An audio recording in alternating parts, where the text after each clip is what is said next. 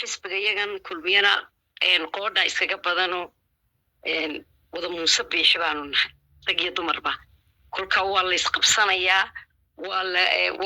laakiin laguma kala tegayo anagu ma diidanin maxamed kaahin axmed waa mujaahidkaygii waa odaygayagii waa guddoomiyihii xisbiga cabdicasiis samaale waa guddoomiye ku-xigeenkii waa ninka nagu matala ee u sarreeya xisbiga waxaasoo dhan anaguma diidanin inuu laakiin cabdicasiis anaga noo qaado ka badinay 4 qof oo ka badinay yuu ka badiyey ma dadku doonayay inay u codayaan buu ka badiyey waxaad ka mid tahay xisbiga mucaaradka ee kulmiye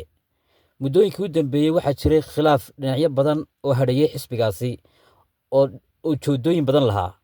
halkee buu ku dambeeyey khilaafkaasi marwe samsam maxamed cige horta cabdiqaadirow khilaafka kulmiye horta xisbi walba khilaafku uu ka dhacaa oo dimuqraadiyad weeyaan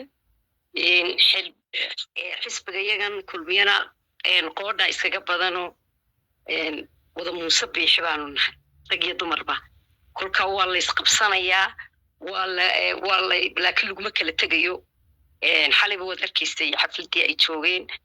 in ay si qurux badan oo sharaf leh oo isku duubnaan la uga qayb galeen xisbiga kulmiye waxba la isku qaban karaa laakiin laguma kala tegin waa la isku qaban karaa qofba fikir buu qaadan karaa anigu fikir gaaran samsame ahaan qabaa qolada noo kalena fikir gaaray qabaan laakiin waxaan aaminsannahay inaan xisbiga kulmiye nahay waxaan aaminsannahay in hogaankayagii uu joogo oo xisbigii shaqaynayo waxa yaree la isku qabtay ee muddada waxa ugu weyne culise taagan waa muddada xisbiga dib loo dhigay oo xisbigu u baahan yahay kabasho degdega in shirweynihiisa hore loo soo dhigo oo uu kasoo kabto xisbi dhacay waa guri dumay markaa guriga dumay in la yidhaaho 2 sano ka bacdi ama marka roobka shanaad da'aabaynu dhisi doonaa waxa ka fiican si aan seesku u dumin oo aan dumniinkaasi seeska gaadhin in si degdega xisbiga loo kabo oo guri loo dhiso baanu anagu dhinaca ka taagano aanu diidannahay laakiin hoggaankaanaan diidanayn dadku qofba inuu odhanaya anagu ma diidanin maxamed kaahin axmed waa mujaahidkaygii waa odaygayagii waa guddoomiyihii xisbiga cabdicasiis samaale waa guddoomiye ku-xigeenkii waa ninka nagu matala ee u sarreeya xisbiga waxaasoo dhan anaguma diidanin iyo rag kale oo aad u qiimo badanba laakiin waxaan doonaynaa maadaama xisbigii dumay in la isweydiiyo oo xisbigu kaadiriin badan buu leeyahay dad badan buu leeyahay tacab badan baa la geliyey in wax nalaga weydiiyo oo 2 sano nalaga weydiiyo oo aanay meesha qabanin waa war aynu kabkabanno maalin walba waad arkaysaa dad saraakiisha xisbiga kulmiye ah ayaa xisbiyada kala gelaya marka waxay aanu diidaynaa damagekaas oo ahaa inaan xisbiga albaabada loo xidhin xisbiga iyaga waxa lagu wareejiyey fooqa marka la dhisayo cabdiqaadir oo fooqa marka la dhisayo jingadan lagu wareejiyo ayaa ku wareegsan xisbiga iyagii anigu waxaan leenahay waar ka qaado aynu dhisno ummaddu haynala dhisto aan taagno maalin walba rag aan xisbiga ka go'in baa xisbiga kulmiye tegaya haddii aan hoggaanka xisbigu fadhiisanin oon talada dhulka dhiginna geeugtaa iyo qaar kalena way dareeri doonaan marka intaasu baa la isku hayaaye waxba ma diidanin waa propaganda iyo been laga fidinayo maxamed kaahin baanaan diidanayn somalilandnaan diidanayn marka waa intaas waana iska dhammaanaysaa biidnillaahi kariim marwe samsam kolley waxaad tahay qof xisbiyahana oo muddo badan kusoo jiray xisbiyada kala duwan ee dalka ma las odhan karaa waxa la gaadhay xilligii xisbiga kulmiye lagu shubi lahaa dhig cusub wallaahi ama dhiigga cusub ha lagu shubo ama kiisii hore ha loo safeeye horta waxaa ka wanaagsan in laysu yimaado oo la wada hadlo ayaan anigu aaminsanahay weliba annaga xagga iyaga ninka noogu sarreeya beel ahaan cabdicasiis samaale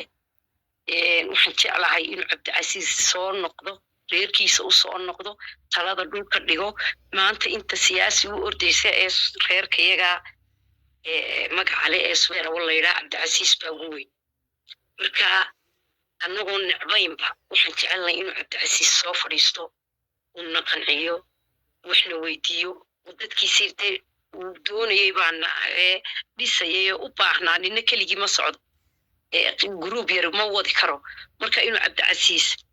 nala tashado waxna weydiiyo aanu dadka yasin ayaan anigu ku talin lahaa ama dhiig cusub lagu soo ama Cabdicasiis baa loo daayay in horta reerku talay isugu yimaado ayaan anigu jeclaan lahaa inuu laakiin Cabdicasiis anaga noo qaado ka badinay afar qof oo ka badinay yuu ka badiyay ma dadku doonayay inuu codayaan buu ka badiyay Cabdicasiis waxaanu leenahay kama maaranti dadkaaga cagta dhulka dhig anigu maan hadlin Cabdiqaadirow inta xisbiga khilaafkaasi ka jiray xisbigayga kamaan hadlin waayo waan turaaleynayay waan aamusnaa waxaan islahaa bal hoos waxa loo dhameeyo wax qof aanan hoos ugu tagin qof aanan odhan war birjoog war anagu bal adigaaban ku wadana Cabdicasiis oo talada dhulka dhig oo dadkaaga u yeero oo khudbadaha iyo jirtiraydada hanjabaada adaa ma jirto waanu se kala quusanay ilaahay waxaan ka baryayaa in gudoomiyaha iyagana ileen isagunba anaga noo ah gudoomiye reer ahaan marka la eegayo inuu sukayo soo wada jeediyo ilaahayna mideeyo oo aanta faraaruq nagu dhicin baan ilaahay ka baryayaa barwo samsam maadaama gudoomiye Cabdicasiis Maxamed Samaale uu muddo badan ku soo jiray xisbiga kulmiye haatan uu maray processkii xisbiga oo jidkii uu hayo dama la gaarin xilligii isaga lagu daba faylaa يا عبد العزيز هو دورت أنا قلت حالين بان وذيه وحويان أرت عبد العزيز مصبي حمر كسبر أول وذا بس ينا غير بان نوعي ما أنت لا غير كثير سن ما يص يا عبد العزيز هتين قطنا غير بعد سيا عبد العزيز هتين قطو سبر أول ودم بعد سيا عبد العزيز تبقى قيب يرو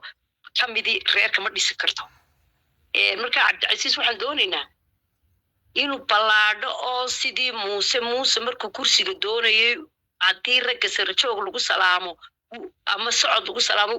uu gurguuranay aad iyo aad anigu heshiisadii Jamaal iyo Mustafa iyo muuse dadkii aad uga shaqeynayay baan ahay wiilaa ku jirto wad arki doontaa waxaan doonayaa in wadadii muuse u maro haduu doonayo laakiin dadka qaar waxay tirsanayaan shalay baanu muuse saarnay maanta annaga u leh xaqna way u leeyihiin waa gartaana Cabdicasiis baa laga rabaa inuu furfuro oo uu aflibaax bay kaga jirtaaye aflibaax gacan walaalnimo kaga soo saaro laakiin hadduu gacan ka badinay iyo hanjabaadii wax kaga soo taa hor socod ma noqonayso maanta waxaan jeclay mar haddaan hadlay inaan si wanaagsan oo waadaxa u hadlo laba talaa meeshan taal mid waxa weeyaan xisbiga iyo shirweynihiisa oo ay dan tahay in shirweynaha degdeg loo qabto xisbiga la dhiso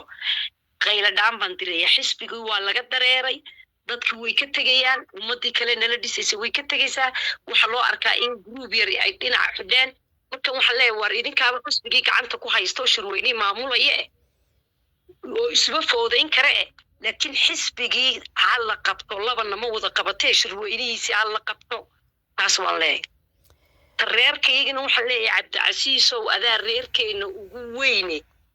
aflibaax bay kaaga jirtaa sidoo muuse wala soo baxay